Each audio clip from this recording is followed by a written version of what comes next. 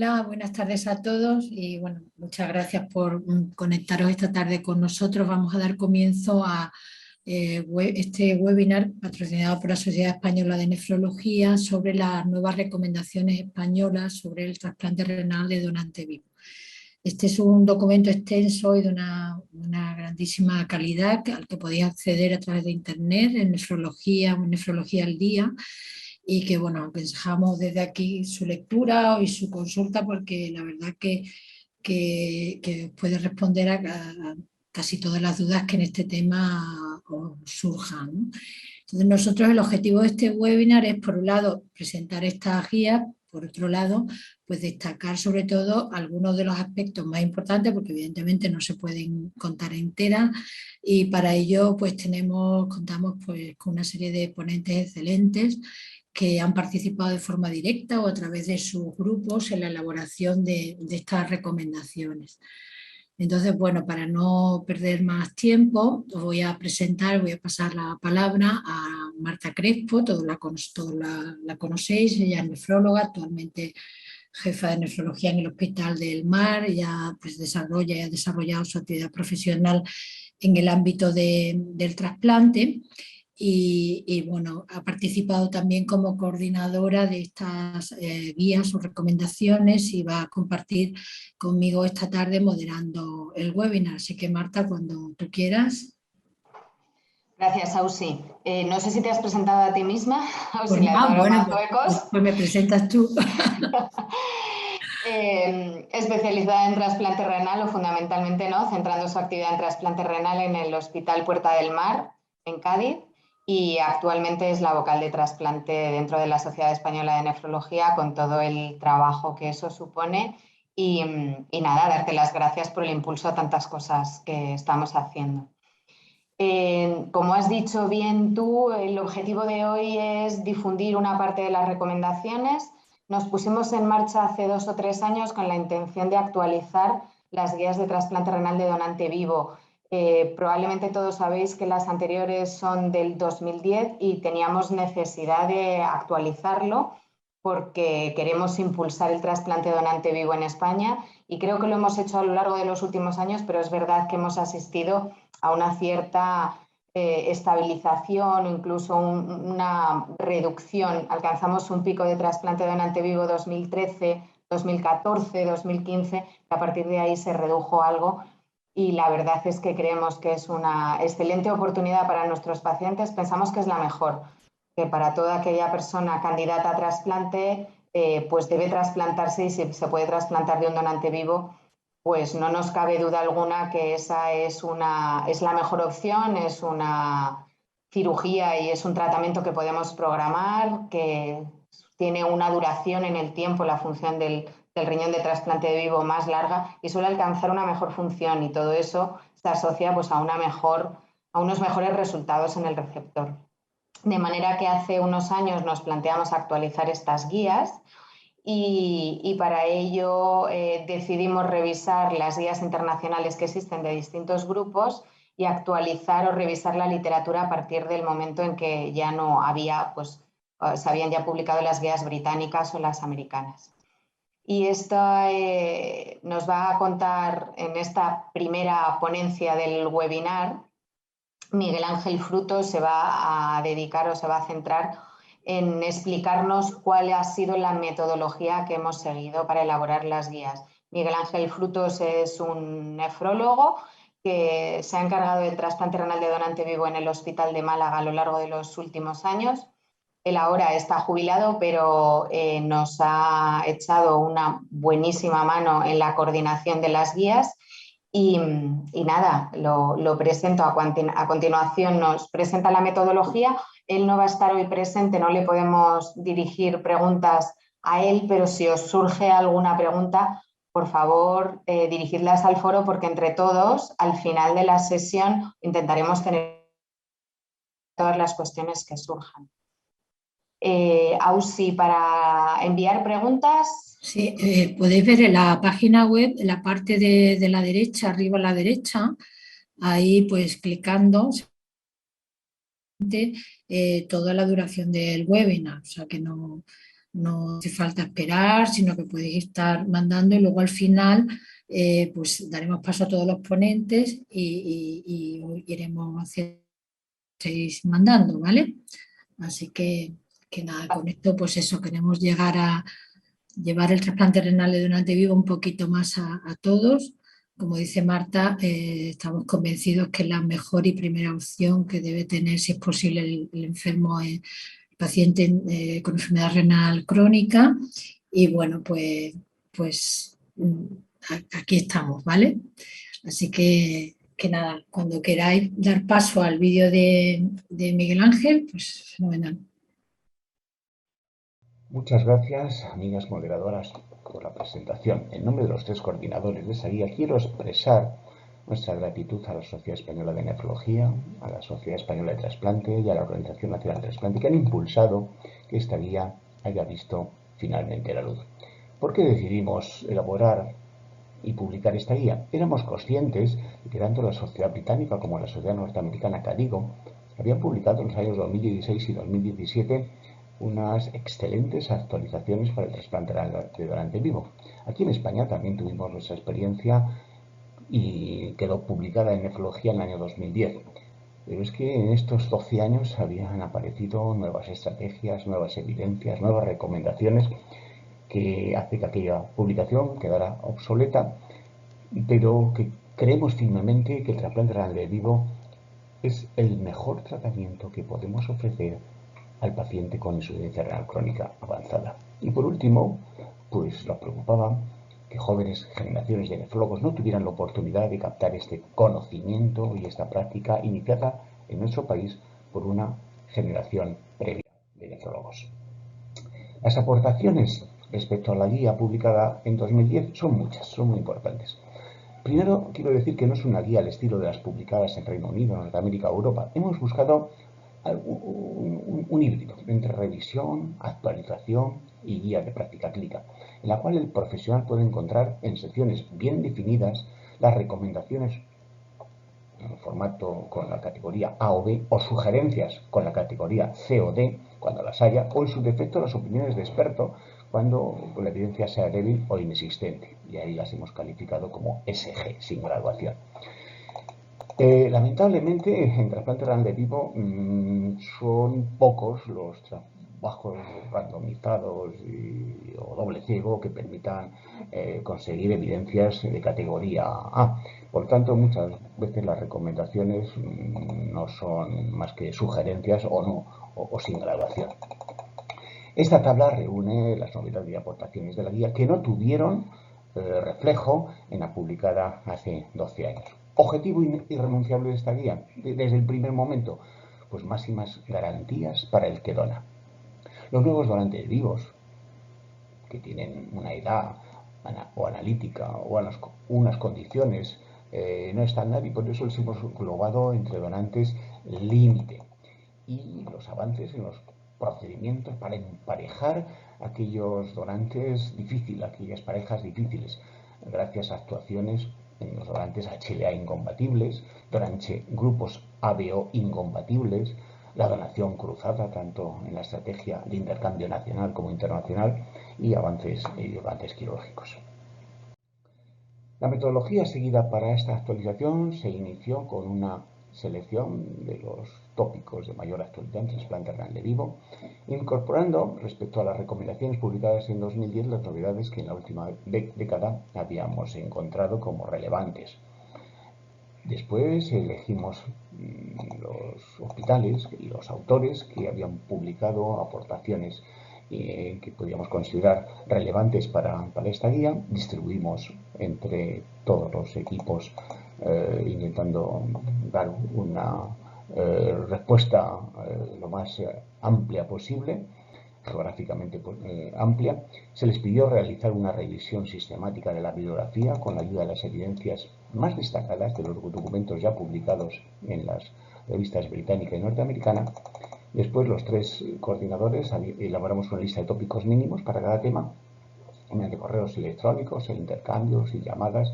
Pues un grupo de autores nos mandó un manuscrito original que fue evaluado por nosotros, corregido las duplicidades y finalmente enviado a un grupo de 6 editores especiales constituidos por relevantes profesionales de trasplante renal en España que adaptaron y consensuaron con los autores los documentos para su valoración final.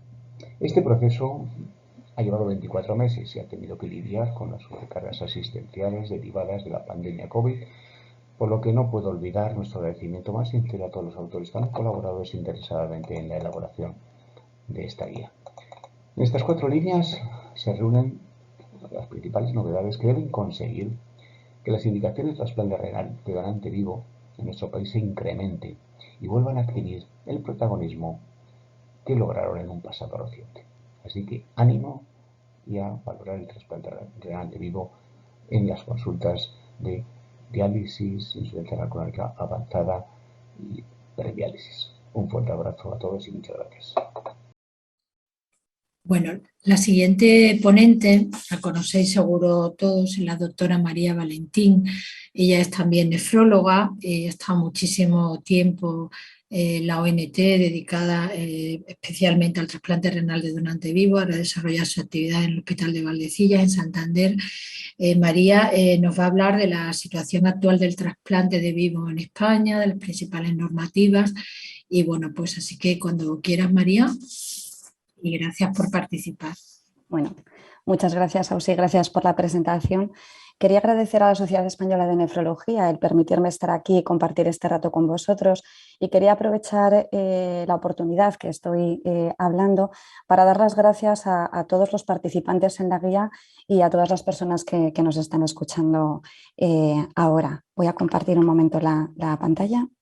Bueno, como ha comentado Ausi, yo voy a hablar de la situación actual del trasplante renal de donante vivo en España y una serie de pinceladas acerca de la normativa. Voy a intentar ceñirme al tiempo. Un segundo que... Bien. Sí que quiero empezar la presentación con una foto de lo que es el trasplante renal a nivel global. Según datos del Observatorio Mundial de Donación y Trasplantes, en el año 2019, que fue un año muy bueno para el trasplante, se realizaron alrededor de 100.000 trasplantes renales y de ellos el 37,3% eran de donante vivo.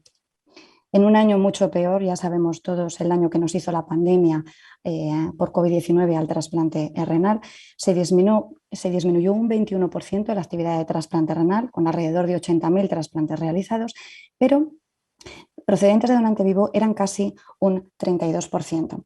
Claro, aquí en España podemos plantearnos si bueno, la donación de vivo se realiza en un porcentaje muy alto en otros países que tienen muy poco donante fallecido o que ni siquiera tienen programas abiertos de donante fallecido, pues porque son países con un índice de desarrollo económico muy bajo. Pero yo al que se está planteando esto le invito a hacer las siguientes reflexiones. ¿Necesitamos el trasplante renal de donante vivo en España? ¿Qué resultados está teniendo el trasplante renal de donante vivo frente al de fallecido? Esa es la primera reflexión. La segunda, ¿hemos alcanzado la autosuficiencia en trasplante? ¿Realmente con los trasplantes que realizamos hacemos frente a nuestra lista de espera? ¿Y qué perfil de donante fallecido tenemos en España? España es líder en donación de órganos y se realizan cada año un elevadísimo número de donaciones de donantes en muerte encefálica y en asistolia. ¿Pero qué perfil tiene este donante? Y por último, una valoración de riesgos del donante y la protección integral que tiene que llevar este donante. Si se puede o no se puede cumplir, que ya digo yo que sí, se puede cumplir. Con respecto a los resultados, he traído este trabajo de Axelrod que se publicó en el AJT en el año 2018. Es un trabajo que me gusta mucho porque no solamente establece la supervivencia del paciente en función del tipo de donante a largo plazo, sino que además incorpora la parte del coste-efectividad. Y en la diapositiva se puede ver que el trasplante renal de donante vivo tiene mejores resultados que el trasplante renal de donante fallecido y, por supuesto, mejor que el paciente que permanece en diálisis, que es la línea amarilla, independientemente del tipo de donante vivo, ya sea compatible, sería la línea verde, AB0 incompatible sería la línea azul marino y HLA incompatible, que es la línea marrón. Incluso este último tiene mejores resultados que el trasplante renal de donante fallecido con criterios expandidos y que, por supuesto, mantenerse si el paciente se mantiene en diálisis. Y todo con un coste-efectividad, con un bajo coste y una alta efectividad. Y cuando hablamos de si realmente necesitamos el donante vivo para hacer frente a nuestra lista de espera, saco a colación esta diapositiva que está obtenida de la actividad de donación y trasplante renal de la Organización Nacional de Trasplantes. Podéis encontrar toda la información en las memorias que publican cada año en su página web. En España realizamos alrededor de 3.000 trasplantes renales cada año. Parece un número muy alto, pero es que la estimación de la lista de espera está en 7.000 pacientes, con lo cual incluso el año en el que se han hecho un mayor número de trasplantes no logramos hacer frente más que a la mitad de nuestra lista de espera. Y en el año 2021 al 43% de nuestra lista de espera. ¿Y con qué tipo de donante? Bueno, pues con donantes con una edad media de 59 años, más del 50% de nuestros donantes tienen más de 60 años, si utilizamos la mediana. Un 35% de nuestros donantes son donantes en asistolia.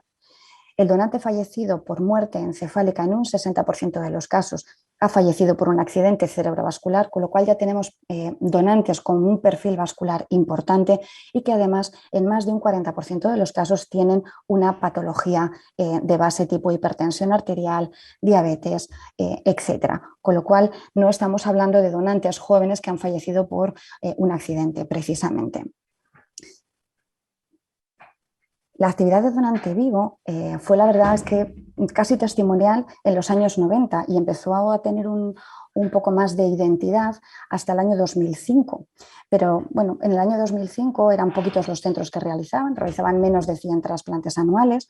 A partir de entonces, a partir de esta fecha, empezaron a salir los resultados de las grandes series internacionales acerca del trasplante renal de donante vivo. Y gracias al trabajo de las sociedades científicas, la Organización Nacional de Trasplantes, los equipos de trasplantes y las asociaciones de pacientes, empezó a crecer no solamente el número de trasplantes realizados, sino también el número de centros en los que se realizaban trasplantes, de tal manera que en el año 2015, en 2014-2015, se alcanzó las cifras más altas de trasplante renal de donante vivo de nuestra historia y un número ya bastante elevado de equipos que realizaban esta actividad. En España hay 45 centros que tienen actividad de trasplante renal y de ellos 33 ya realizan actividad de trasplante renal de donante vivo. Sin embargo, después del año 2015 la actividad empezó a decaer. No sé si es que el aumento en la actividad de trasplante de donante fallecido, que no se ha visto ayudado por un incremento en las plantillas de equipos en las plantillas de los equipos de trasplante, o quizá aquellos resultados que salieron acerca de los resultados a largo plazo del donante vivo, que pudo poner un poco los pies en la tierra acerca de que la donación de vivo tiene un bajo riesgo, pero no es inocuo y hay que hacer una adecuada valoración de los riesgos del donante, pudo hacer que empezara a caer la actividad año tras año. En el año 2017-2018, preocupados, ¿no? Yo creo que toda la comunidad de trasplantes y aquellos que nos dedicábamos un poco más directamente a la donación de vivo, preocupados por este descenso en la actividad, pues nos pusimos en marcha para realizar un análisis de situación y establecer una serie de medidas para retomar o para incrementar de nuevo la actividad de donación de vivo. Así salió este trabajo, que es un trabajo colaborativo entre la Sociedad Española de Trasplantes, la Sociedad Española de Nefrología y la Organización Nacional de Trasplantes, que se basó en la evaluación de la actividad de trasplantes en los diferentes centros y el establecimiento de estrategias de benchmarking. Con ello empezó otra vez a crecer la donación de vivo. Tuvimos la mala fortuna de que llegara la pandemia y que se vieran truncadas nuestras expectativas en el año 2020, pero como veis en 2021 está volviendo otra vez a coger fuerza.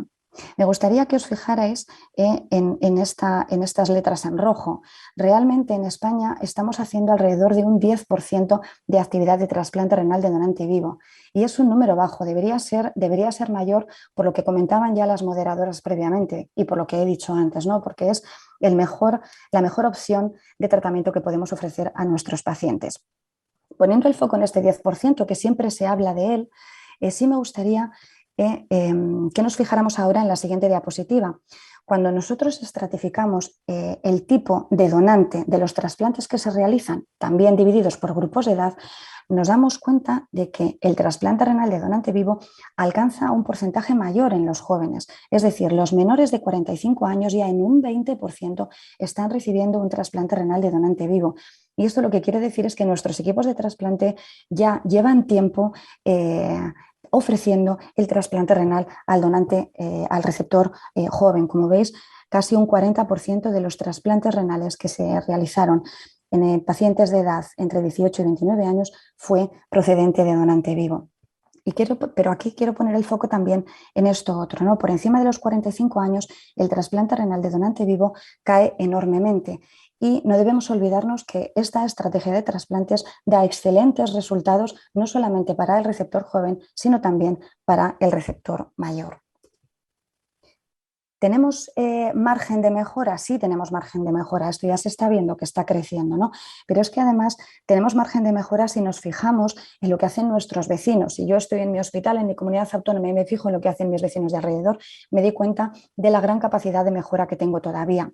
Si nosotros comparamos los datos globales de España con nuestros vecinos de la Unión Europea, y con aquellos que tienen una mayor actividad trasplantadora, estos son datos del año 2020, que fue un mal año para todos, la verdad, en los países nórdicos, en Dinamarca, en Holanda o en Reino Unido, se veía claramente que realizaban una actividad bastante superior a la media nacional. Pero si nos fijamos en las diferentes comunidades autónomas, y por eso he puesto los mapas de 2019, de 2020 y de 2021, hay al menos 3 comunidades autónomas que tienen cifras muy similares a la de nuestros vecinos, a la de nuestros países vecinos que realizan una alta actividad, como es Cataluña, Galicia o País Vasco. Con lo cual, yo creo que todos nosotros, estemos en el hospital que estemos, tenemos que mirar alrededor porque tenemos un margen de mejora y yo creo que tenemos que luchar y trabajar por conseguir aumentar este tipo de trasplantes en nuestros centros.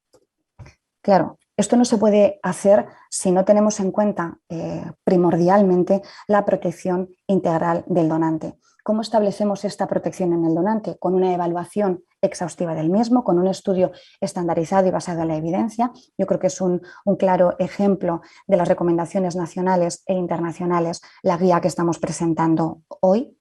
Realizar un balance de riesgo-beneficio no solamente a corto, sino también a largo plazo, como comentará mi compañero más adelante.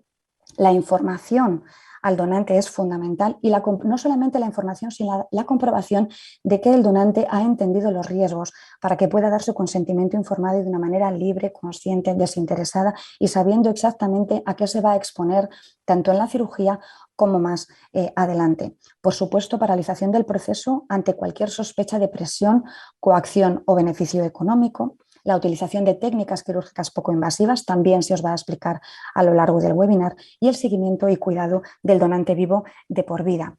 Todos estos ítems que pertenecen a la protección integral del donante vienen recogidos en nuestra normativa que además contiene los principios rectores de la OMS en trasplante de órganos. Nosotros tenemos una ley de trasplantes bastante antigua, la verdad es que es del año 1979, pero ya incorporó el donante vivo. Mucho más adelante, el Real Decreto que desarrolla la ley actualmente es el 1723/2012, en el que no solamente se regulan las actividades de donación y trasplante de órganos, sino que establece algo tan importante como requisitos de calidad y seguridad.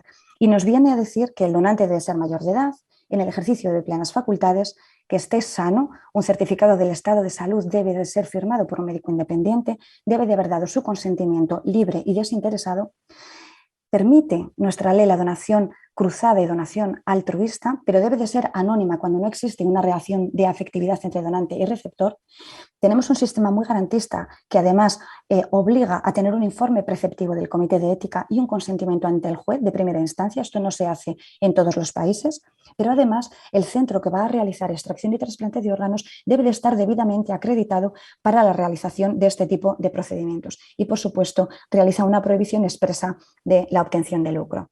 Bueno, hasta aquí demos unas pinceladas, pero podemos encontrar esta información y con mayor grado de detalle en la guía de recomendaciones para trasplante renal de donante vivo. Muchas gracias a todos.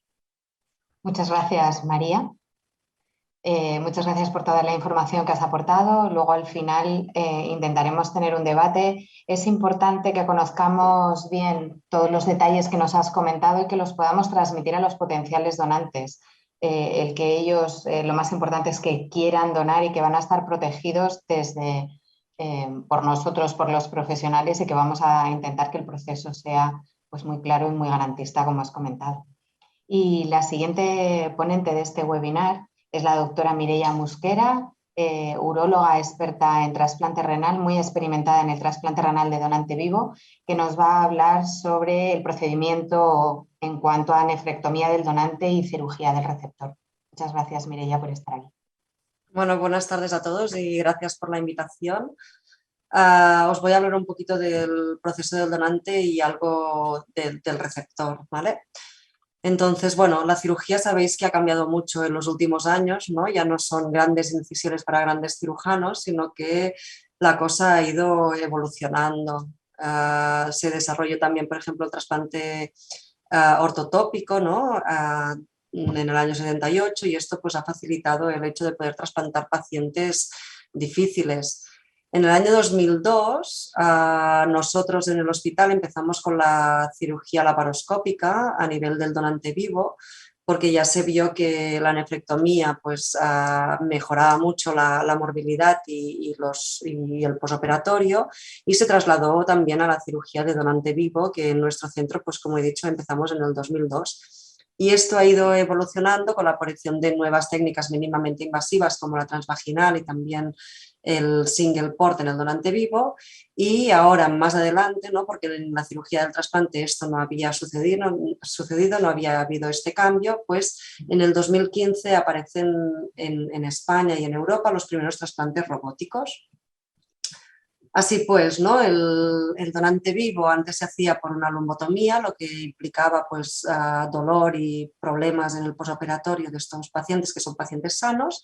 Pasamos a la cirugía laparoscópica, que la inicial data de mucho antes, pero que aquí en España y nosotros que fuimos pioneros, pues como he dicho, empezamos en el año 2002. Esto disminuyó mucho la morbilidad. Y aquí podemos ver imágenes, ¿no? De los resultados de una cirugía transvaginal en la que solo hay estos pequeños agujeritos, o un single port, que es todo a través de una única incisión. Os he puesto unos vídeos que seguramente ya estaréis habituados, pero esto sería la cirugía laparoscópica, ¿no? La colocación de los trócares, lo que te permite pues, evitar la lumbotomía, incluso a veces se sacaba incluso la última costilla, ¿vale? Aquí vemos la imagen externa y la imagen interna en la preparación del riñón. Y aquí podemos ver cómo extraemos este riñón, ¿no? Que inicialmente lo hacíamos a nivel de una incisión periumbilical, ahora lo que estamos haciendo es utilizar un fan steel para ser más estéticos. Al principio también usábamos este dispositivo para evitar la pérdida del neumo, cosa que actualmente pues, hacemos el corte más pequeñito y también ahorramos a la sanidad pública y no utilizamos tantos dispositivos. Vemos cómo clipamos primero la arteria con los hemologs, que se deben de poner, o sea, los hemologs sí que ha habido el problema de si se podían usar o no en el donante. Si se usan de manera correcta no tienen por qué tener ningún problema. Es un clip que se usa también en todas las nefrectomías y que se hacen a millares y que realmente pues bien utilizados no deben de tener ningún problema tampoco en el donante. En este caso era un donante con 2 arterias. Y vemos que en este caso pues, utilizamos una scia para la vena.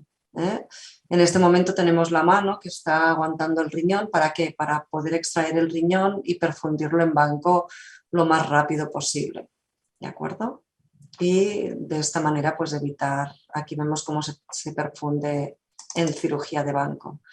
Bueno, como os he dicho, ¿no? en nuestro centro pues fuimos pioneros también en hacer la cirugía transvaginal.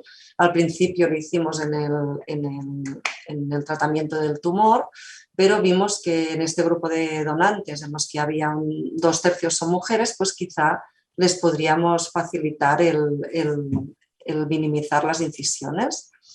Aquí vemos cómo se realiza esta técnica, ¿no? Con los puertos en la barriga y también los puertos a través de la vagina, ¿no? En el caso del donante vivo no cambia. Tenemos los 3 puertos a nivel abdominal y a través de la vagina es por donde entramos la bolsa para embolsar y sacar rápidamente el riñón. En este vídeo vemos cómo colocamos el trocar a nivel del fondo de saco de Douglas. ¿Vale? Y ahora veremos, ¿no?, que se realiza la cirugía como si se estuviera haciendo de manera laparoscópica convencional. El hecho de usar la vía transvaginal nos permite ayudarnos en la colocación del riñón, ¿no? Vemos que lo tenemos todo disecado, vemos la arteria, la vena, y lo que hacemos es introducir esta bolsa, embolsamos el riñón, que en este caso pues hará de mano, ¿no?, como en la laparoscopia que hemos visto antes. Vemos cómo levantamos el riñón, tenemos los vasos aquí preparados, clipamos, cortamos, primero la arteria, después la vena. Es importante tener una longitud adecuada, por lo tanto cogemos la gonádica y la suprarrenal y vemos cómo abriendo el fondo de saco de Douglas de manera manual sacamos el riñón. El riñón está embolsado en esta bolsa que debemos de sacar de manera estéril porque la parte de la bolsa exterior está en contacto con la vagina, que aunque la hayamos limpiado, pues siempre puede tener los gérmenes vaginales, ¿no? Nosotros lo que hicimos es comparar la técnica transvaginal con la técnica abierta. Los primeros 20 transvaginales con 40 donantes vivos laparoscópicos y vimos que la única diferencia era el tiempo de isquemia caliente. En los donantes vivos transvaginales pues era casi el doble que en la laparoscopia convencional. Estos tiempos también mejoraron con el tiempo, pero bueno, que el tiempo que se considera adecuado es de menos de 10 minutos y eso lo conseguimos. Además, pensamos, estas mujeres, ¿no?, que usamos la vía transvaginal tendrán algún problema a nivel sexual y les dimos un cuestionario antes y 4 meses después de la cirugía y vimos que no había diferencias, que no tenían ninguna alteración. Incluso una de estas pacientes tuvo un bebé después.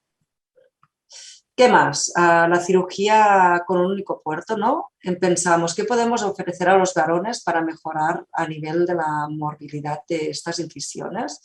Y también, primero, con una fase en los tumores renales, vimos que también podríamos ofrecer esta técnica en los donantes vivos, ¿vale? Esta técnica representa mayor dificultad porque, como podéis ver, todos los trócares están juntitos y hace que el ayudante y el cirujano tenga poquito espacio.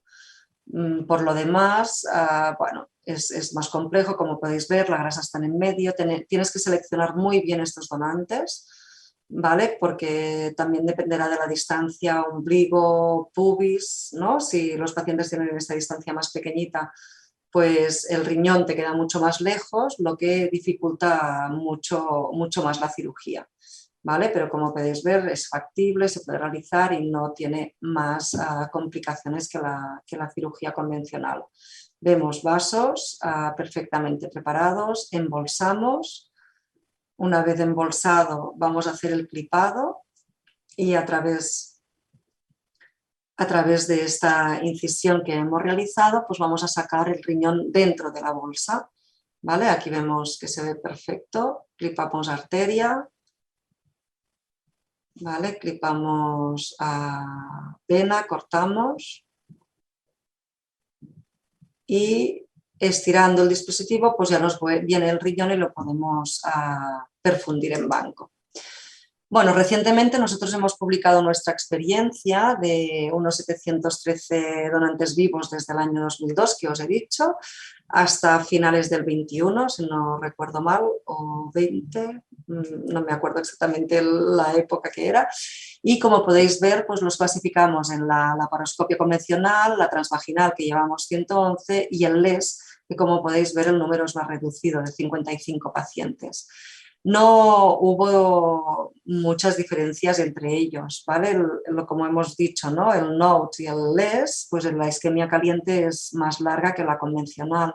Como podéis ver, un número 17% teníamos riñones derechos, múltiples arterias alrededor del 10%, y esto se ha ido incrementando a lo largo del tiempo. Al principio no queríamos riñones derechos por el riesgo de trombosis posible, tampoco usábamos riñones con múltiples arterias, pero esto con la experiencia hemos visto que no había ninguna dificultad y que se podía realmente hacer. Hemos tenido complicaciones, ¿vale? Todas ellas, como podéis ver, mayoritariamente grado 1 y grado 2, aunque sí que hemos tenido algunas de grado 4, ¿no? 3 sangrados, como podéis ver, una en cada una de las diferentes técnicas.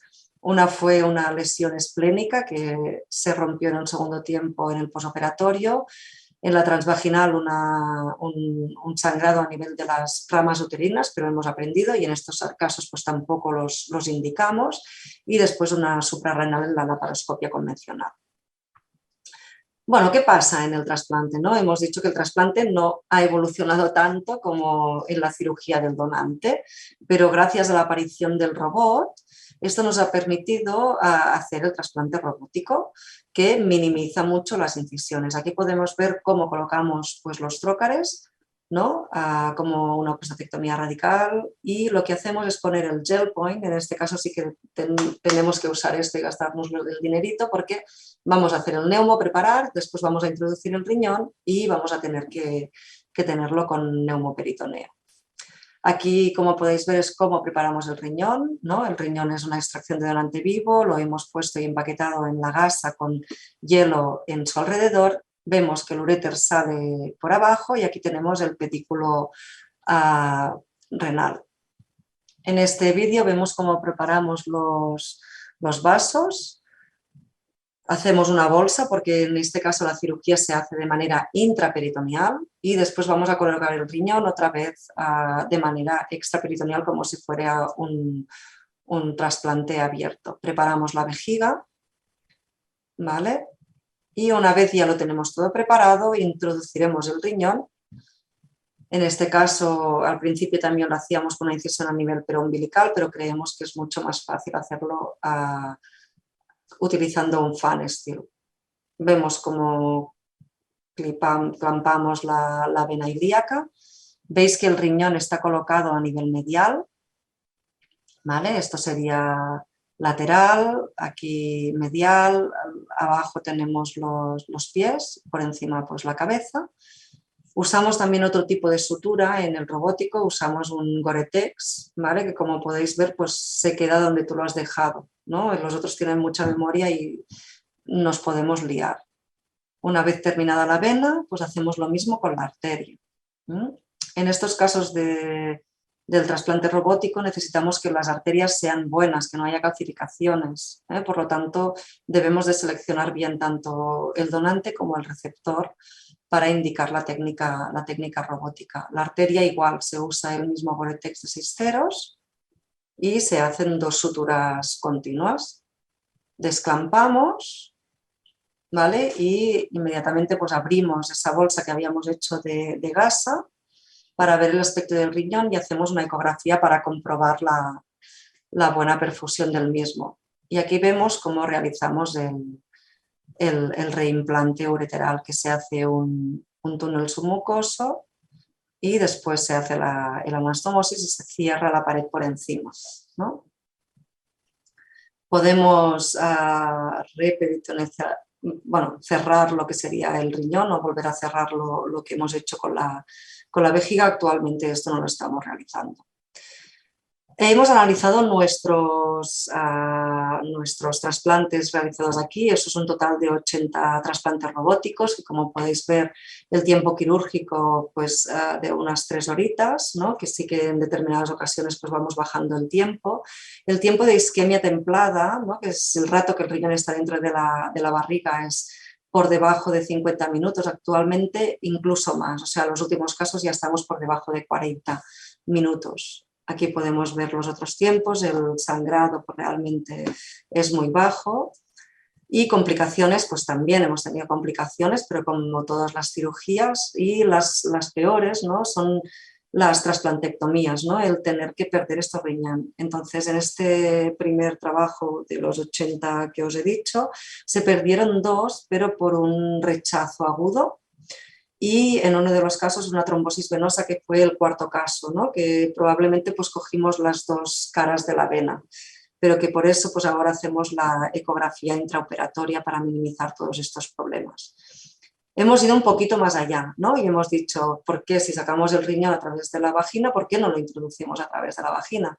Pues también lo hemos hecho esto en determinadas ocasiones, cuando tanto el riñón como la receptora lo permite, pues lo que hacemos es introducir el riñón por la vagina y con buenos resultados. Hemos hecho 5 casos, ¿vale? Con buenos resultados posteriores y minimizando al máximo la morbilidad, ¿vale? A nivel de la pared abdominal, ¿no? Así podemos ver, ¿no?, que cirugía abierta, un gran corte, cirugía robótica a través de un fan steel, en este caso a través transvaginal, ¿no?, o si usamos una periumbilical. Y bueno, eso es todo lo que tenía que decir. Muchas gracias a todos. Es súper interesante, Mireia, y sobre todo los que no somos cirujanos, cuando vemos estas cosas nos parece ciencia ficción, la verdad. Gracias. Bueno, pues nuestro siguiente ponente pues no necesita presentación, es Julio Pascual. Él no ha podido conectarse en directo, pero nos ha mandado su ponencia. Ya sabéis que Julio pues ya tiene una intensa actividad en trasplante que compagina con mucha gestión clínica en los últimos años. Y él es, aparte de ser un gran comunicador, pues sabe mucho sobre comunicación y nos va a hablar sobre cómo informar al donante renal de vivo. Así que cuando queráis podéis poner el vídeo de Julio. Gracias.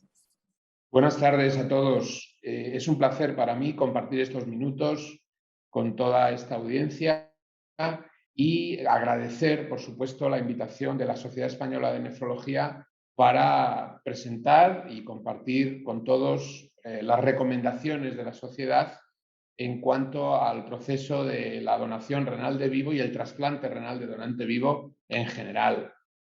El objetivo principal de la información del potencial que se debe dar al potencial donante vivo de riñón es obtener su consentimiento para la donación. Esta obtención de consentimiento, más que un evento, más que un suceso puntual, es todo un proceso que debe articularse y, en el fondo, las recomendaciones para conseguir ese consentimiento informado adecuado son la base de estos minutos que vamos a compartir. De entrada, el programa de trasplante renal es responsable de establecer que el potencial donante tiene la capacidad para entender la información, se le transmite la información adecuada referente a riesgos y beneficios de la donación y, por supuesto, las alternativas terapéuticas del receptor, entiende toda esta información y actúa voluntariamente a la hora de otorgar el consentimiento. En el capítulo de las recomendaciones españolas, publicadas en la revista Nefrología de este mismo año, se resumen algunas de estas recomendaciones para que el proceso sea adecuado y hay que decir y hay que reconocer, después de una exhaustiva búsqueda de la bibliografía, que no hay en el campo de la información al donante renal vivo estudios aleatorizados ni revisiones sistemáticas relevantes, con lo que todas las recomendaciones son sin grado de evidencia. Hay algunos principios básicos a tener en cuenta en todo este proceso de información. En primer lugar, transmitir siempre que la donación renal de vivo es un proceso altruista y se basa en el deseo de ayudar a quien lo necesita. Y un segundo elemento es que la decisión es compartida entre el donante, el médico del donante y el equipo multidisciplinar creado en el hospital a tal efecto.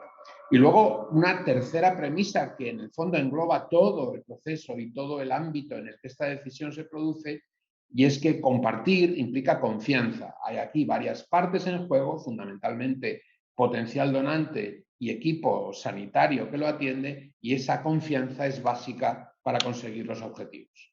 En primer lugar, el altruismo, ese deseo de ayudar a quien lo necesita, debe conllevar un balance entre preservar la autonomía y la protección frente al riesgo al que sometemos, al fin y al cabo, una persona sana. Y deben establecerse límites de riesgo asumible, por encima de los cuales el equipo de trasplante puede razonablemente declinar la práctica de una nefrectomía en esta persona sana, el donante potencial, y por debajo de ellos el donante es libre, por supuesto, para tomar la decisión. No existen ni sirven límites universales aplicables a cualquier donante y, por supuesto, cada unidad y cada programa de trasplante debe ser soberana para elaborarlos en un proceso de decisión interno lo más ajustado posible. Ese segundo elemento de la decisión compartida también es muy relevante y también se basa en algunas premisas. La información que debe darse es exhaustiva y debe darse al donante la oportunidad de mantener todas las discusiones sobre el tema que considere necesarias. Debemos reconocer que la experiencia de los que hemos llevado a cabo este proceso durante muchos años nos dice que los riesgos reales son mucho menores de los que un donante habitual se siente decidido a admitir y por tanto no cabe la actitud paternalista de estar continuamente siendo un censor de los riesgos que el donante puede asumir. Información máxima, límites por supuesto para esos riesgos, pero ante todo libertad para la decisión compartida. Las recomendaciones de la Sociedad Española de Nefrología se centran fundamentalmente en un primer proceso sobre información acerca de la modalidad de tratamiento renal sustitutivo que debe el enfermo decidir. Esa modalidad tiene diversas opciones y es todo un proceso de decisión compartida, de nuevo, entre el paciente y el equipo médico y de enfermería. A todo paciente al que se considere candidato a recibir un trasplante renal, se le debe ofrecer la posibilidad de recibir un riñón de donante vivo y se le debe informar de que la mejor opción es un trasplante anticipado, recibir un riñón de donante vivo antes de necesitar tratamiento con diálisis. El contexto ideal donde todo este proceso informativo y de decisión compartida debe tomarse es la unidad de enfermedad renal crónica avanzada debidamente acreditada, y en esto la Sociedad Española de Nefrología y los grupos españoles de nefrología y trasplante han dado pasos de gigante en el proceso de aumento de la calidad para todo este proceso. Enfermeras referentes, nefrólogos referentes de enfermedad renal crónica avanzada, equipos de psicología, de trabajo social y, por supuesto, todo un elenco de personas que aportan su grano de arena para que todo este proceso sea de la máxima calidad, como pacientes mentores, gestores de casos, cirujanos, etcétera, etcétera. Ese proceso de decisión compartida debe ser un proceso en fases en las que el equipo médico y de enfermería, junto con el paciente y la familia, pasan por una fase, por un proceso de determinación de los valores clave para ese paciente y esa familia, una fase de información muy exhaustiva, una fase deliberativa de resolución de dudas y finalmente una toma de decisiones. En ese contexto de enfermedad renal crónica avanzada, la evaluación global y la valoración, en primer lugar, por la enfermería es muy importante. El proceso de decisión de tratamiento renal sustitutivo, por supuesto, también lo es. Trasplante renal de donante vivo o fallecido, hemodiálisis, diálisis peritoneal en sus diversas modalidades, la derivación a la consulta específica que proceda y en los casos de pacientes no candidatos a tratamiento renal sustitutivo, pues debe valorarse un seguimiento adecuado para mejorar y reducir las complicaciones y mejorar el confort. Realización de estudio analítico, comorbilidad, cribados, vacunaciones, encuestas sobre calidad de vida, en fin, todo lo que enmarca el proceso de atención adecuada al paciente renal crónico en la unidad de ERCA. Finalmente, la firma del consentimiento específico en la elección de la técnica. Aquí resumimos en esta tabla algo que no está puesto aquí para que lo vayamos leyendo en detalle, sino simplemente para establecer que en ese ámbito de información exhaustiva al paciente renal, pues deben incluirse todas las opciones de tratamiento para que el paciente pueda tomar esa decisión compartida de acuerdo con su médico, de acuerdo con su equipo sanitario, su equipo de enfermería, etc. En qué consiste cada una de las opciones, qué se necesita para ellas, si requiere o no cirugía y de qué tipo, si es un proceso que produce dolor, que produce daño, dónde se hace, quién lo aplica, con qué frecuencia, con qué restricciones de líquidos y dieta, si tiene efectos secundarios, qué resultados son esperables a largo plazo, cuánto tiempo puede funcionar un riñón, por ejemplo, cuánto tiempo funciona la membrana peritoneal o la capacidad de dializarse de un enfermo con una técnica de hemodiálisis. Para la ayuda a la decisión en concreto del trasplante renal de donante vivo, disponemos de una serie de herramientas que están disponibles fundamentalmente en los entornos digitales que ahora pues, todo el mundo maneja, como ayudas a la decisión educativas comprensivas, instrumentos específicos o culturalmente sensibles o ayudas a la decisión para potenciales receptores. Y todo ello en contextos como libros, materiales impresos, lugares web o websites, mensajes adaptados, personalizados, mensajes de texto, etcétera, etcétera. No tenemos tiempo de ir sobre todas ellas, pero en el capítulo correspondiente a las recomendaciones de la sociedad aparecen detalladas adecuadamente. También ayudas a la decisión para educación del donante y ayudas a la decisión para profesionales y proveedores, en los que tenemos los Lead Donor Champions, calculadoras de riesgo diversas o el KDPI del donante vivo, que también se ha puesto en funcionamiento. Todo este conjunto de herramientas están disponibles para ayudar a la decisión de una donación renal de vivo. Cualquier material que se aporte al potencial donante renal pues debería responder preguntas del tipo: ¿qué es la enfermedad renal crónica terminal? ¿Qué es la donación de vivo? ¿Quién puede ser donante vivo y quién no puede serlo? ¿Qué puede hacer el potencial receptor en este contexto? ¿Qué riesgos implica la donación para el donante? ¿Qué debemos esperar del trasplante? ¿Qué evaluación se hará de la pareja donante-receptor? ¿Y cuáles son los riesgos tanto para el donante como para el receptor? Otro capítulo fundamental de información básica que el potencial donante renal debe adquirir para otorgar finalmente o no su consentimiento es que esta información debe estar protocolizada y debe incluir detalles como todo el proceso de evaluación y aceptación, cómo se hará, los riesgos, beneficios y evolución esperable en la salud del donante, las alternativas terapéuticas para el receptor y cómo se manejarán los datos personales de salud y personal de soporte del donante. Y la información que debe transmitirse está muy detallada en estas recomendaciones. Haremos un breve repaso en 2 diapositivas. Por supuesto, datos de salud personales del potencial donante, que por supuesto es absolutamente confidencial y solo con el permiso de este donante se le pueden transmitir al receptor algunos detalles como compatibilidad inmunológica, características médicas relevantes para el futuro del trasplante renal de donante vivo.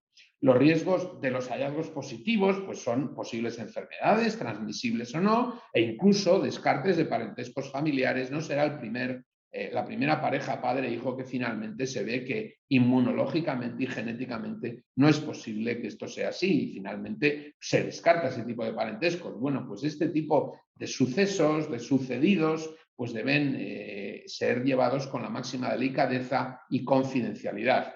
Por supuesto, todos los riesgos de la donación a los que se referirá el ponente siguiente en este simposio, el doctor Gutiérrez Dalmau, y por supuesto los que yo no puedo entrar ahora, y luego información sobre técnicas y datos de salud personales del potencial receptor que también son totalmente confidenciales.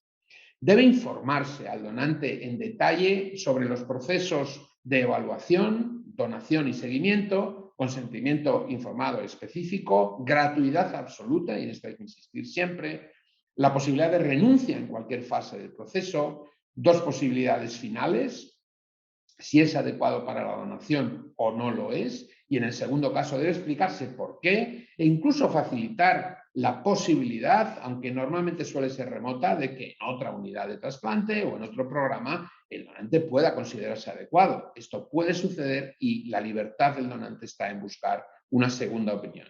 Debe explicarse el proceso de ingreso hospitalario, nefrectomía, postoperatorio, posibles molestias y complicaciones, alta hospitalaria, cómo será el seguimiento a corto y largo plazo. Debe narrarse al potencial donante todo lo que le va a suceder si finalmente se procede a esa donación. Y deben, por supuesto, detallarse las ventajas. Hay una cierta tendencia a decir al donante todos sus riesgos y ponérselo incluso gris o negro y no hablar de las ventajas indudables, sociales, sanitarias, económicas, priorización para trasplante de donante fallecido, etcétera, etcétera, que pudiera tener esa donación. Debe hacerse una aproximación preliminar a la viabilidad de la donación. No tiene sentido, sin haber hecho cuestiones básicas como el cribado en el estudio pretrasplante del receptor o la compatibilidad de grupo o prueba cruzada, etcétera, ser mucho más profundos en la evaluación y debe tratar de hacerse una aproximación preliminar que pueda descartar un potencial donante de la posibilidad de serlo en analítica básica, estimación del filtrado y pruebas inmunológicas fundamentalmente. Es relevante el capítulo de la información social y la información a los medios de comunicación. Uno de los éxitos fundamentales del programa español y el sistema español de trasplante y donación es su buena relación con la propia sociedad a nivel informativo, con los medios de comunicación, y esa información debe ser proactiva de manera prioritaria. El doctor Rafael Matesanz, uno de los padres del modelo, decía que se deben atender siempre las llamadas de los periodistas, vengan de donde vengan, y de la mejor manera posible. Todo ello con la mayor rapidez posible, ya que los periodistas suelen carecer del lujo de poder esperar.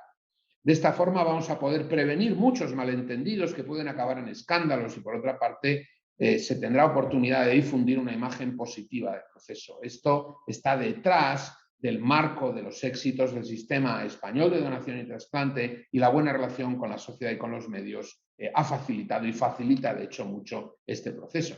También hay todo un capítulo en las recomendaciones que habla de bajas laborales, costes económicos, seguros de vida y solicitud de créditos, y por supuesto la extracción de un riñón para donación debe incluirse como causa específica para una declaración de incapacidad temporal. Los gastos deben ser reembolsados y la asistencia sanitaria garantizada de por vida, y el cambio de circunstancias de salud que pueda sufrir una persona por su condición de donante no puede implicar penalizaciones ni en contratación, ni en pólizas de seguros, ni préstamos de cualquier tipo.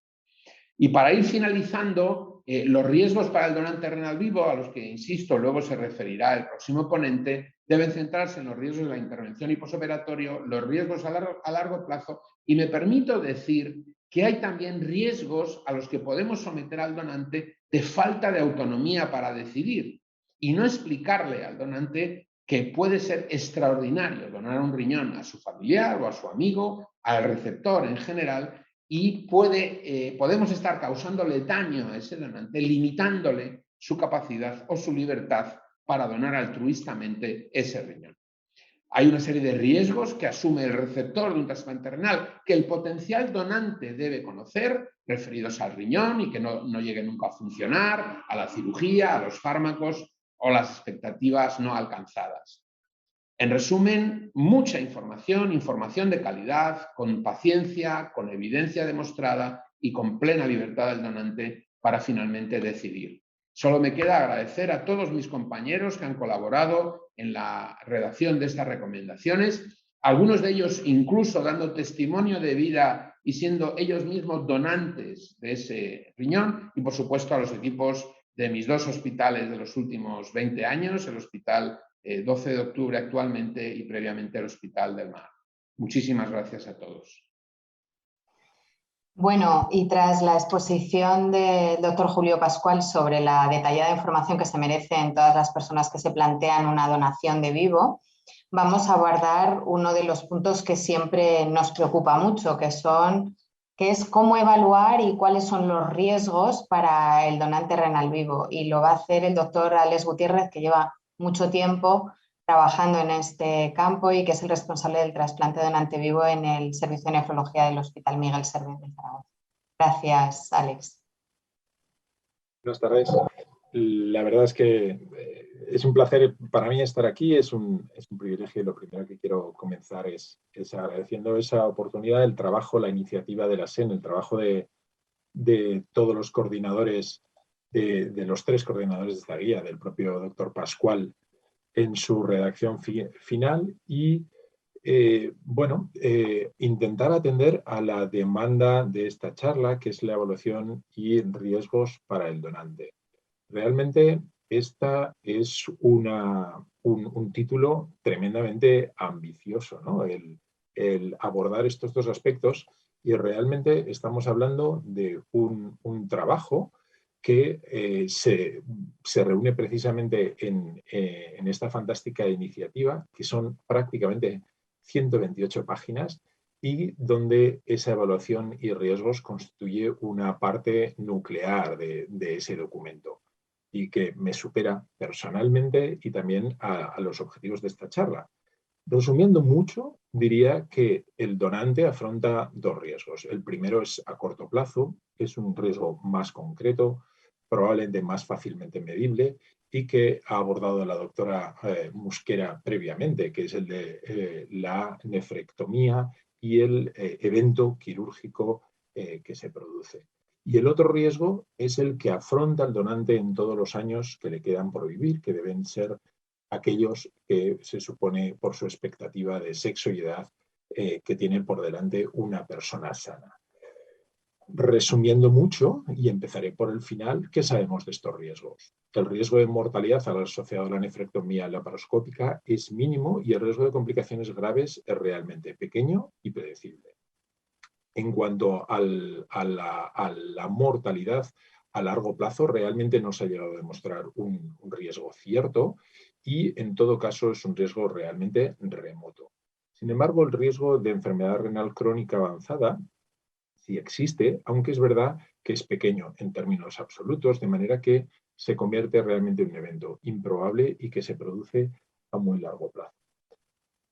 Estos dos primeros objetivos de estos 3 puntos realmente han estado abordados en parte en la presentación de la doctora Mosquera y lo que han venido a explicar los ponentes previos, y realmente nos podemos centrar en este último punto. Y aquí hago caso a un aforismo de un famoso consejero político e intentaré centrarme en un punto precisamente para no caer en la indefinición o en las vaguezas respecto a tantos aspectos de la evaluación del donante vivo. Como explicaba la doctora Valentín, el 2014, un punto en el que se produce una disminución en las tasas de donante vivo, fue un año algo tumultuoso para los que nos dedicamos a este campo, puesto que aparecieron algunas evidencias que rompían con la inercia previa en la que no se describía la existencia de riesgos en comparación a población general y no a donantes. En este año se publica el trabajo de mejor calidad, es un trabajo americano donde se evalúan prácticamente 100.000 donantes, más de 96.000 donantes durante un largo periodo histórico, y se comparan a una población control proveniente del estudio epidemiológico americano del NANES-3, utilizando 20.000 individuos de esta población general y sobre la que se selecciona un subgrupo de 9.000 individuos que son especialmente saludables. En esta comparación es en la que se pone de manifiesto donde el riesgo de enfermedad renal avanzada a 15 años es superior en los donantes frente a esa población seleccionada entre población general sana. Y se evalúa a los 15 años y también a lo largo de todo el pronóstico de vida del potencial donante. Realmente, cuando hablamos de riesgo, estamos hablando de un riesgo absoluto que gráficamente es claramente visible, pero es realmente reducido. Estamos hablando de un riesgo a 15 años de un 0,3%, inferior al 1% del 0,9% en el pronóstico de vida de ese candidato a la donación. Y aún más, si hablamos de riesgo atribuible, es decir, eliminando aquellos casos que, aunque raros e improbables, se producen en población general sana de llegada a la enfermedad renal crónica avanzada, se reduce todavía más al 0,27% a 15 años y al 0,76% a lo largo de la vida del paciente. Publicaciones posteriores también sobre el registro americano, en este caso sin población control de comparación, pero capaces de establecer el riesgo absoluto derivado de la donación, nos hablan de cifras que son comparables con las que acabo de describir e incluso inferiores. Estamos hablando de un riesgo absoluto del 0,16%, de aquí tendríamos que restar el riesgo atribuible a 15 años después de la donación. Es decir, un riesgo existente, pero realmente pequeño. En el mismo 2014 se publicó el mejor estudio en población europea que habla de estos riesgos, un estudio de origen noruego y donde se evalúa prácticamente 1.900 donantes, también a lo largo de varias décadas de historia de la donación, y se compara a un grupo de controles seleccionado y con variables comparables de salud, llegando a un riesgo atribuible algo superior, del 0,41%. Pero realmente este estudio estaba penalizado por dos hechos muy importantes. El 80% de los donantes seleccionados eran familiares del receptor, familiares con relación genética de primer grado, y el 100% de los donantes que desarrollaron una enfermedad renal avanzada eran miembros familiares. Es decir, la carga genética de riesgo de enfermedad renal era muy importante en esta población y esto, sin ninguna duda, tiene un impacto sobre la incidencia de los casos de enfermedad renal crónica avanzada, como puede verse en este estudio independiente sobre la misma población general noruega, donde la existencia de un familiar con enfermedad renal crónica avanzada eleva mucho el riesgo de alcanzar este.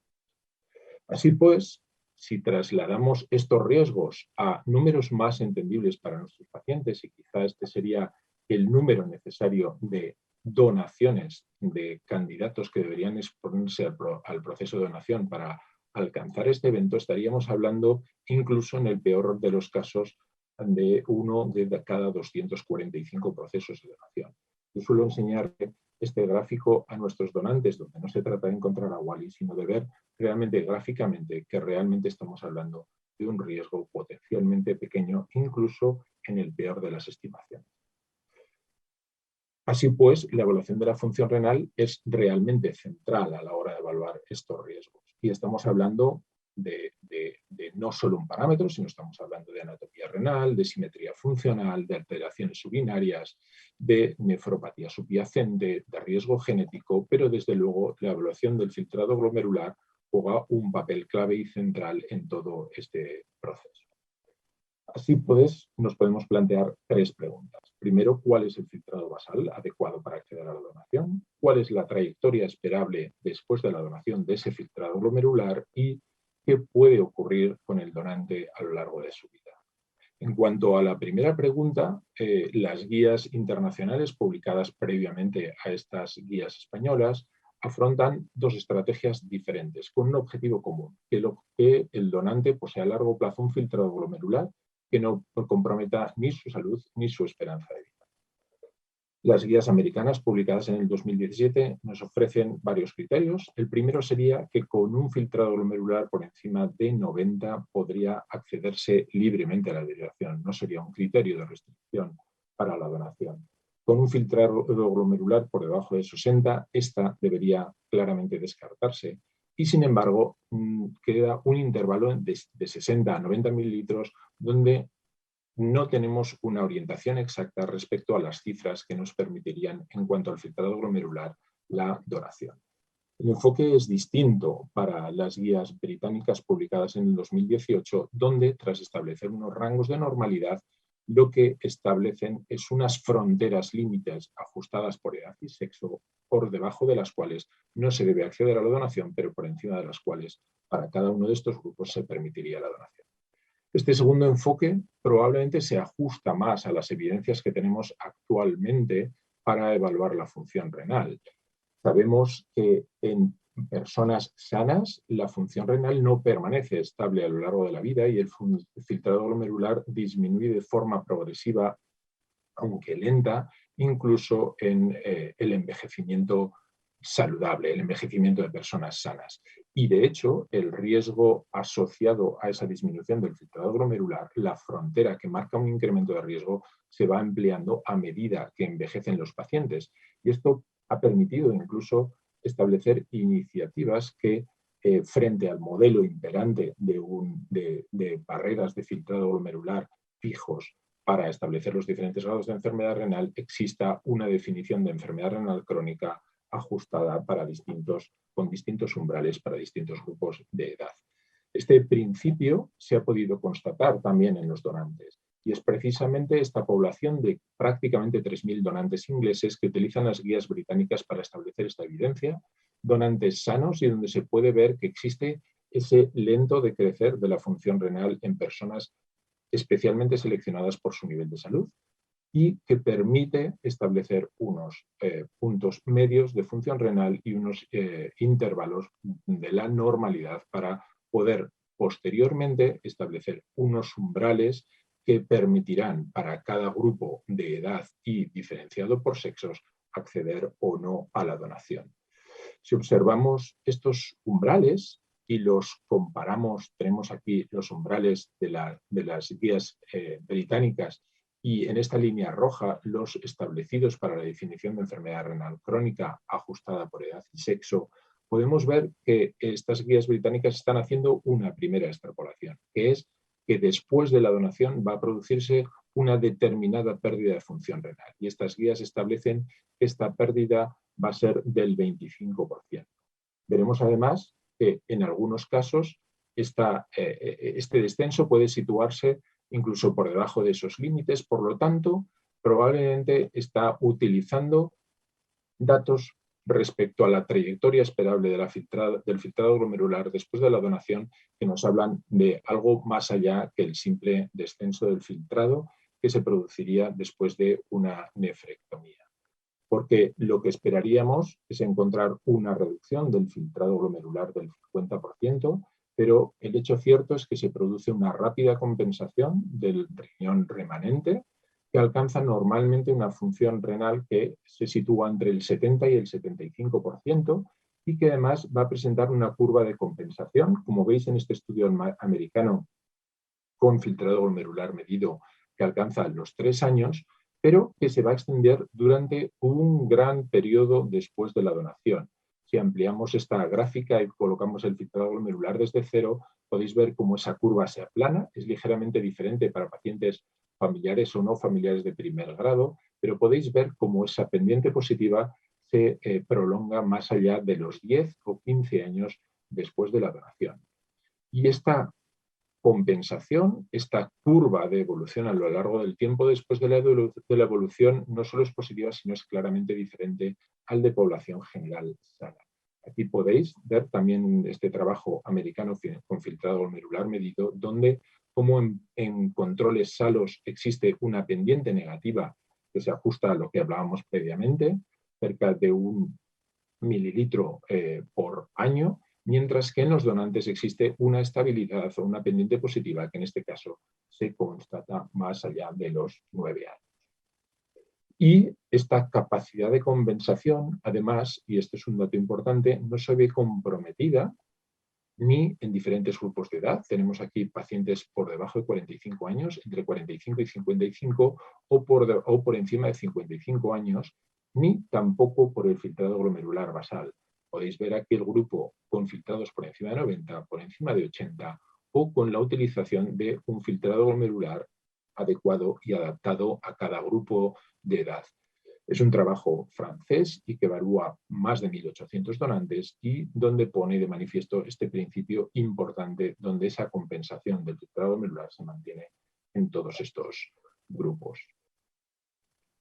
Nos quedaría el interrogante de saber si esto es suficiente, cuál es el futuro que le espera a nuestros donantes. Realmente no es solo el filtrado glomerular el que va a intervenir sobre esa pendiente o sobre esa compensación, sino que sabemos que existen una serie de factores de riesgo que van a poder impactar negativamente.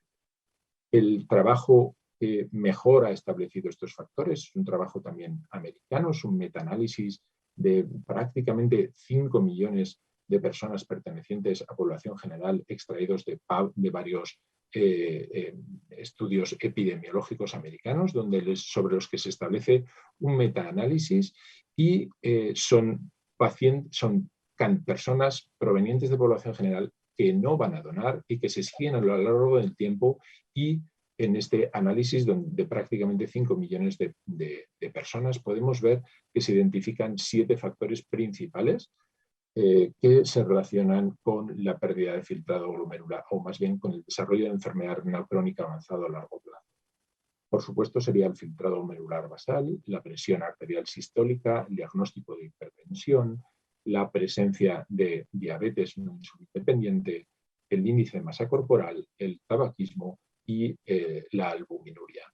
Sobre estos factores se añaden además algunos factores epidemiológicos, como son la edad, el sexo y la raza, y esto permite la integración en una calculadora disponible en Internet que permite establecer el riesgo basal de ese donante, aunando todos estos factores, tanto a 15 años como en el pronóstico de los años de vida que le quedan.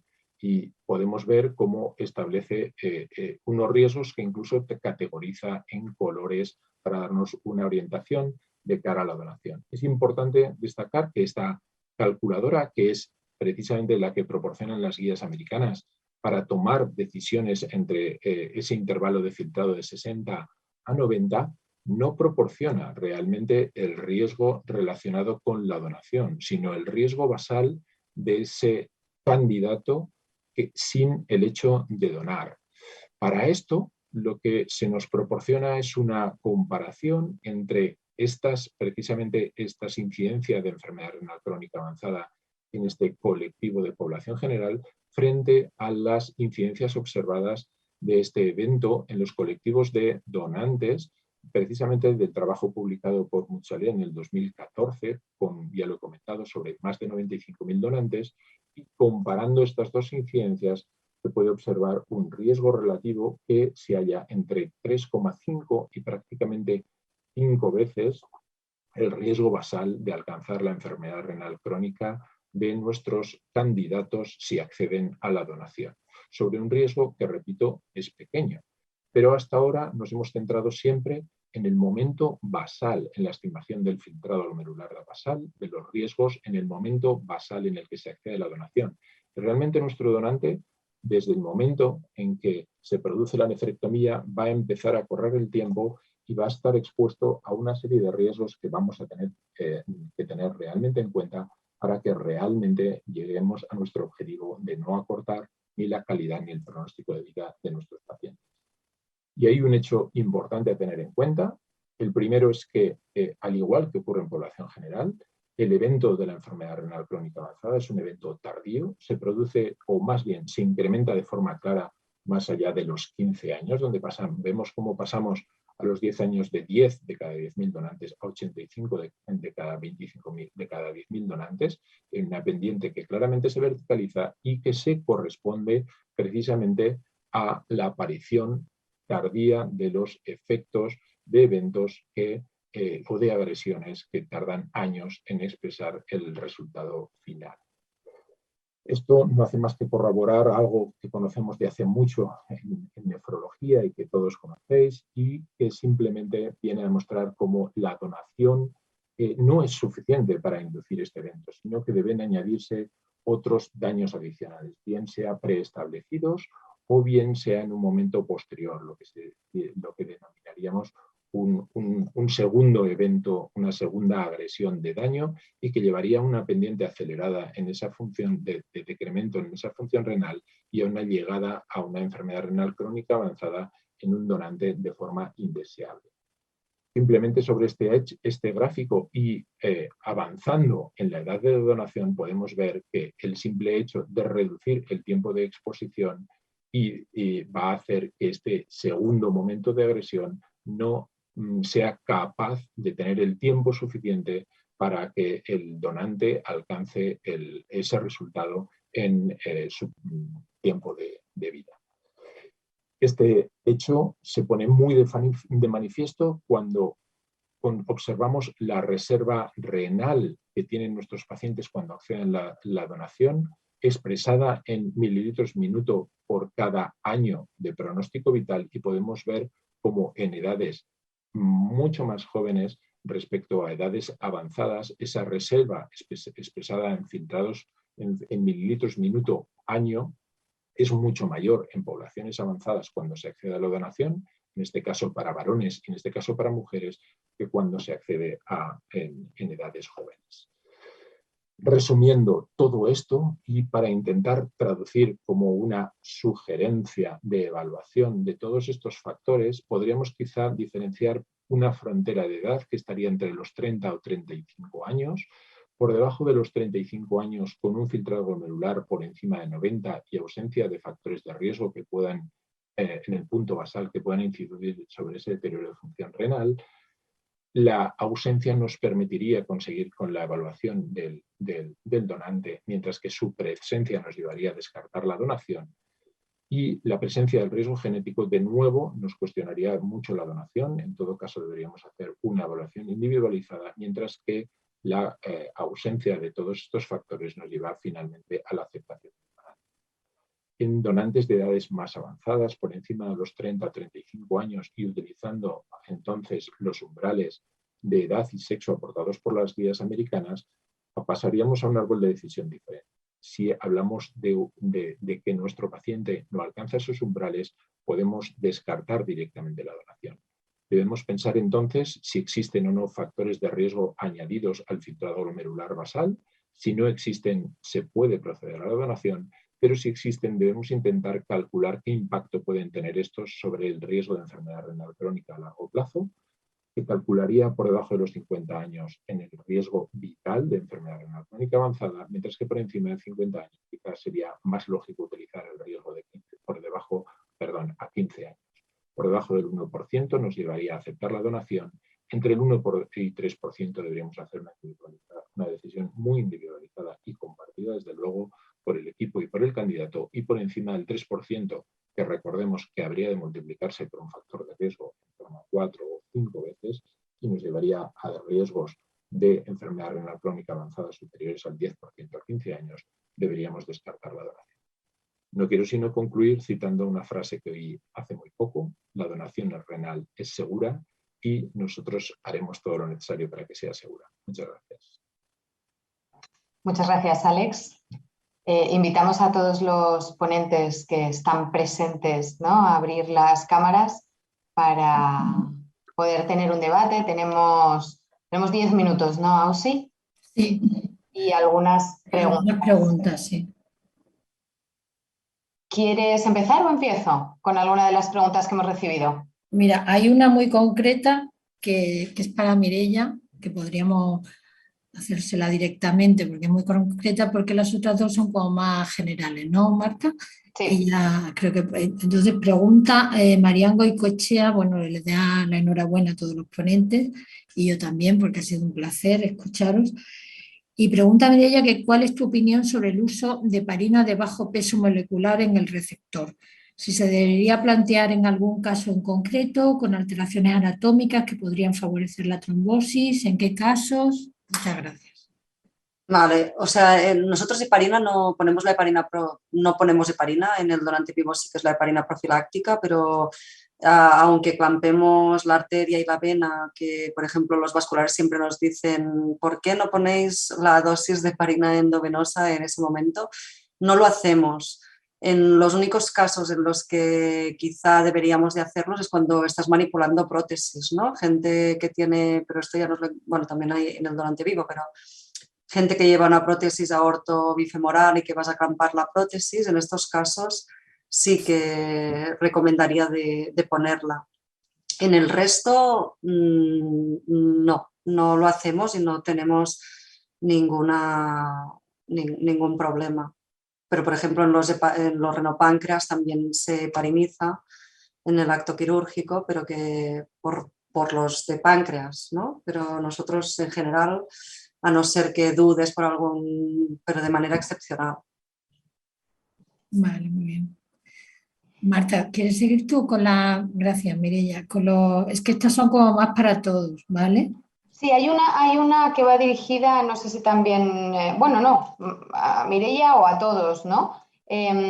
Adelaida Morales nos pregunta o nos plantea si tendría sentido centralizar en hospitales de más experiencia el acto de extracción e implante cuando se contraindica por problema vascular en angiotac del donante en programas sin tanta experiencia. No sé si queréis comentar, es algo que se está hablando, ¿no? El CESUR, crear centros de referencia o identificar centros de referencia para trasplante complejo. No sé si alguno de vosotros quiere entrar. Bueno, yo creo que esto es una práctica que se hace dentro de las personas que nos dedicamos a la donación y nosotros, por ejemplo, bueno, no sé si está reconocido como un centro de referencia de forma estructural, pero todos sabemos un poco qué centros de referencia existen a nivel nacional. Nosotros tenemos una relación muy estrecha con el Hospital Clínic y, bueno, cuando nos encontramos a esos casos, no solo de complejidad quirúrgica, sino de otras muchas circunstancias, tenemos una relación establecida para poder derivar esos casos. En ocasiones, simplemente someterlos a una discusión común y en muchos de estos casos derivarlos precisamente para precisamente disfrutar de la experiencia quirúrgica que nos ha explicado la doctora Mosquera.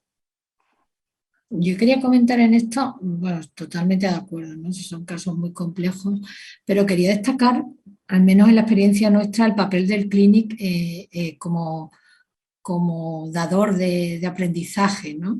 Y agradecerlo desde aquí, ¿no? O sea, es importante todas estas técnicas que nos ha puesto Mireia, pero es muy importante que lleguen a más sitios, porque claro, el éxito del trasplante también depende de la cercanía, ¿no? Es difícil, es mucho más fácil desarrollar el trasplante cerca de donde están los receptores que muy lejos, ¿no? Y en esto yo creo que el Clinic ha hecho una labor de ir a los centros, de recibir, ¿no, Mireia?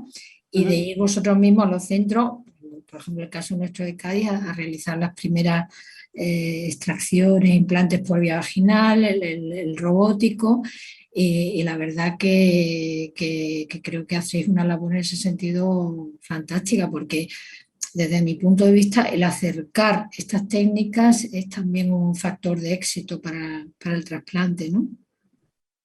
Yo puedo... Sí, Sí, claro. claro. Estamos hablando de ti. Bueno, o sea, yo, por ejemplo, creo que es muy bueno de que pues, se aprenda y que pues, varios centros puedan realizar la técnica quirúrgica del trasplante, de la donación de la nefrectomía de donante vivo y también la del trasplante, pero que de la misma manera deberíamos de restringir un poquito, ¿no? Aquellos centros en los que se ha iniciado el programa, pero que realmente ese programa no ha ido a más y se hacen 10 donantes al año, pues quizá centralizar por zonas, ¿no? No quiere decir que todos tengan que venir al Clinic, ¿eh? Ni mucho menos. Centralizar por áreas geográficas y que pues si un centro hace 5, el otro 7, pues a lo mejor entre ellos ponerse de acuerdo y que los 30 casos se hagan en un único centro cercano a la población, ¿no? Que todo el mundo tenga posibilidad de ello, pero que de esta manera seguramente los resultados serán mejores. Es mi punto de vista. Bueno, yo creo que Perdón, esto María. tiene pros y contras, ¿no? Sí. Quiero decir que hay un factor también de contagio entre tu programa, es decir, que si tú trasplantas a tus pacientes o a los pacientes que tienes asignados para trasplantar y ven que el trasplante de donante vivo es una actividad que se realiza de forma frecuente y que el resultado obtenido es positivo, pues eso se contagia pues a los pacientes que se sienten en la lista, en la sala de espera, simplemente para entrar a la consulta de seguimiento post-trasplante. Con lo cual, alejar un tipo de actividad cuando no es especialmente compleja. Otro tema es un poco a lo mejor lo que nos planteaban desde el chat, ¿no? Que es un receptor o un donante especialmente complejo que a lo mejor, bueno, pues se hace pocas veces al año y a lo mejor hay un equipo o hay algunos equipos que lo hacen con más frecuencia. Esa es mi opinión, pero bueno. Yo te digo de centros de poquitos casos, ¿eh? O sea... Bueno, yo quería comentar, a ver, realmente, y en la experiencia de España tenemos datos del Registro Español de Donante Vivo, complicaciones con la donación y complicaciones en el momento del trasplante, con la nefrectomía y el trasplante, son bajísimas, bajísimas en todos los centros. Entonces yo estoy de acuerdo en lo que dice Marta y lo que habéis comentado un poco todos, ¿no? Cuando estamos hablando de casos de extracción sencilla, una arteria, una vena, un uréter, riñón izquierdo, que yo creo que los urólogos estáis muy acostumbrados a hacer también, a lo mejor por tumor, aunque la cirugía sea un poco diferente y la arteria y la vena tengan que ser más largas, etcétera. Yo creo que eso sí que se puede hacer en centros que ya tienen mucha experiencia en cirugía laparoscópica. Otra cosa es cuando estamos hablando de doble arteria o un sistema con una vena muy corta, etcétera, ¿no? Que equipos que tienen poca experiencia no se atreven a hacerlo y lo que no se puede hacer es contraindicar el trasplante precisamente por eso, ¿no? Es cierto que ahora mismo no existen como tal a nivel institucional CESUR de trasplantes de donante vivo complejo, quizá en un futuro se planteen. Estos días se ha vuelto a retomar el tema de nuevo. Pero lo que sí que es cierto, y eso existe, ha existido y existirá, yo de cuando yo he trabajado en la ONT hemos funcionado mucho así, y es la segunda opinión, ¿no? Yo creo que todos los pacientes tienen derecho a una segunda opinión y si no se hace dentro de la comunidad autónoma, entre un hospital u otro, ¿no? Que tengan más o menos experiencia, se consulta pues a un nivel mayor, ¿no? Entre comunidades autónomas para ver a qué centro pueden mandar los pacientes y aunque no esté dentro del CESUR y no vaya por este fondo de compensación entre comunidades autónomas, los centros a los que se les han enviado donantes más complejos y entre ellos el Clínic, que es uno de los que tiene mayor experiencia en hacer revisiones, ¿no? de cuando se envía desde otros centros, es que nunca ponen pegas, ¿no? Yo creo que en este caso ya os agradezco de antemano, Mireia, porque es verdad que siempre que os han mandado una segunda opinión, siempre habéis evaluado el caso, habéis dicho que sí, ¿no? Entonces, hombre, yo creo que es un poco eso. Quizá para los casos más sencillos no sea tan necesario, sobre todo ahora que ya se han conseguido que 33 centros hagan trasplantes, ¿no? Que son poquitos, sí, pero es que igual dentro de 10 años estos 33 centros ya hacen muchos más trasplantes, ¿no? Que es un poco lo que buscamos aquí. No sé si tenéis alguna opinión diferente o...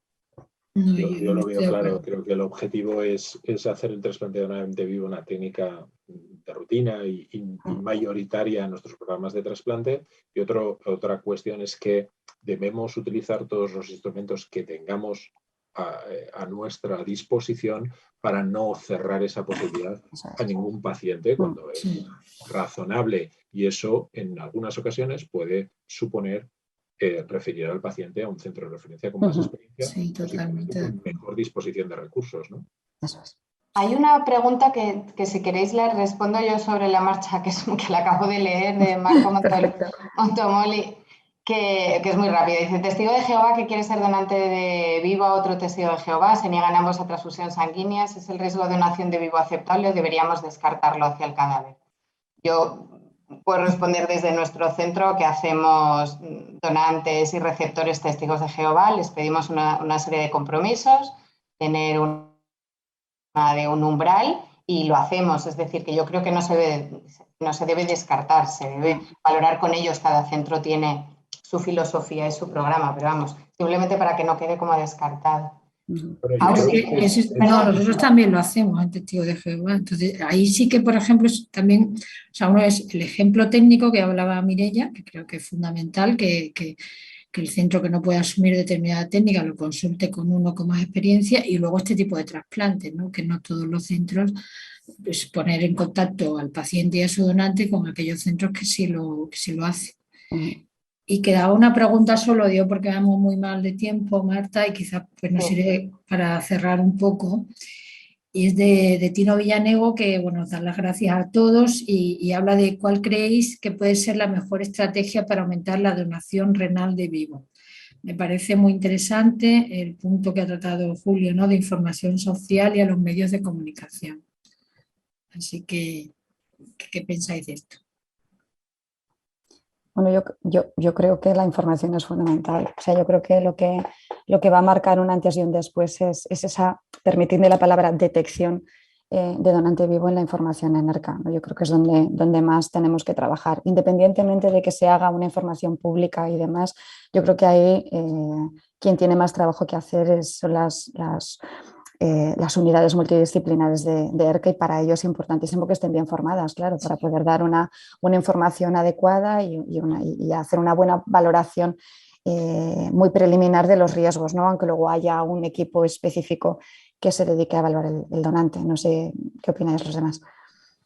Yo estoy de acuerdo contigo. De hecho, bueno, una de las líneas estratégicas, ya sabéis, de la SEN es el estimular el desarrollar el trasplante vivo y nosotros particularmente el de acercarnos, porque yo creo que los nefrólogos de trasplante hablamos aquí entre nosotros y todos estamos convencidos, o sea que no tenemos que convencernos a nosotros mismos, y donde hay que acercarse. Y por ejemplo este webinar, pues hemos intentado publicitarlo sobre todo en el ámbito de ERCA, en el ámbito de la enfermería y del nefrólogo de ERCA y de diálisis también, ¿eh? No olvidemos que hay pacientes que están en diálisis y que pueden trasplantarse de vivo, que no solo hay que trasplantar en prediálisis, ¿no?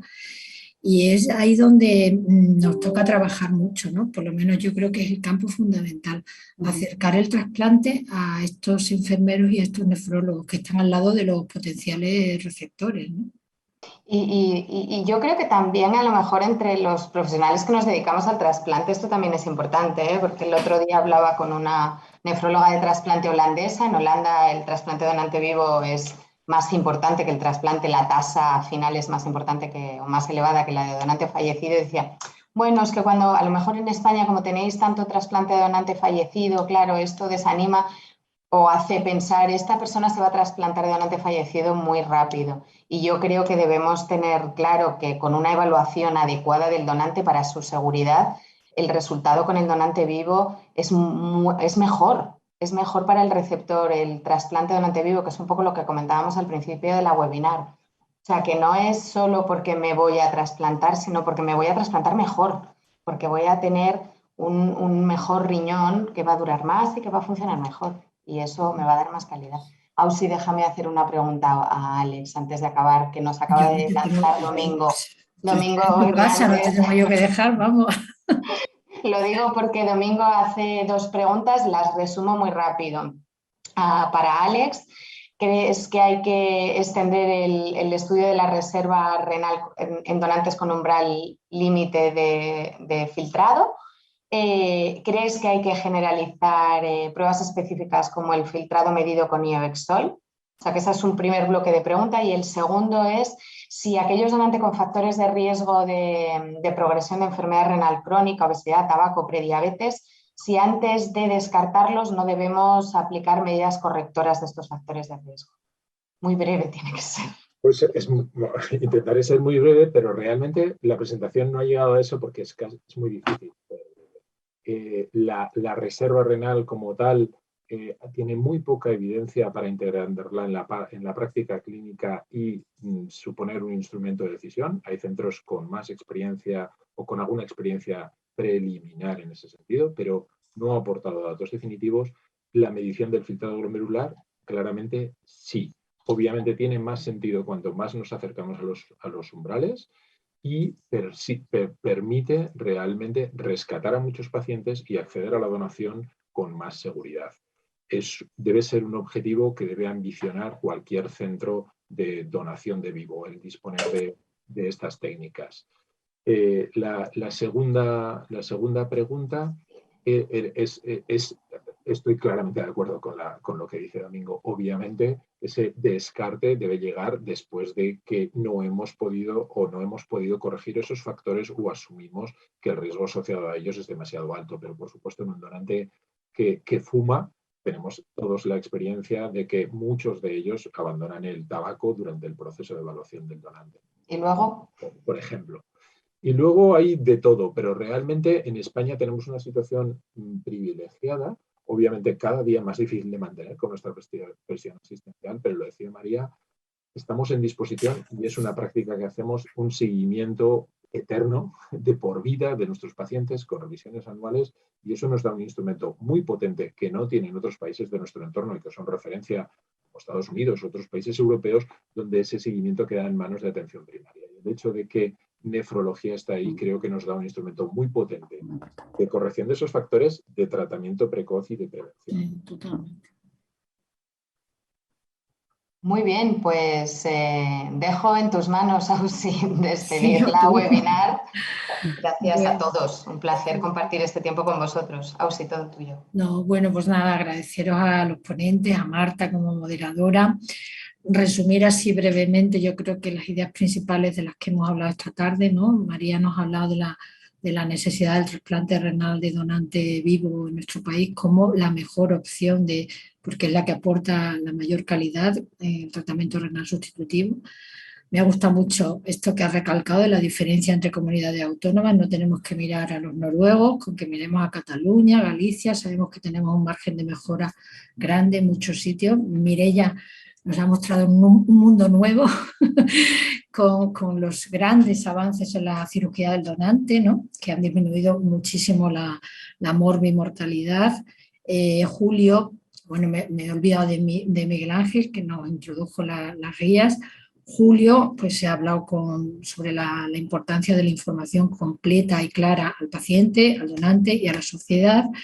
Y Alex le ha tocado quizás el tema más duro, que es el que más preocupa al nefrólogo. Como siempre, Mireia, nosotros siempre pensamos en nefrectomía y función renal, Y Alex, yo creo que de una forma clarísima, elegante, como él siempre, y esquemática, nos ha hablado sobre esos potenciales riesgos y cómo podemos disminuirlos. Ya de por sí son bajos, pero cómo podemos disminuirlos más. Así que agradeceros enormemente vuestra participación desde la Sociedad Española de Nefrología y bueno, pues que nos encontremos muchas veces y que esto sirva pues eso, para acercar el trasplante renal de donante vivo a todos los nefrólogos y enfermeras que atienden a nuestros pacientes. Así que Gracias. Nada, un muchas beso. gracias. Gracias. A vosotros. Gracias por estar ahí. Muchas gracias. Buenas tardes.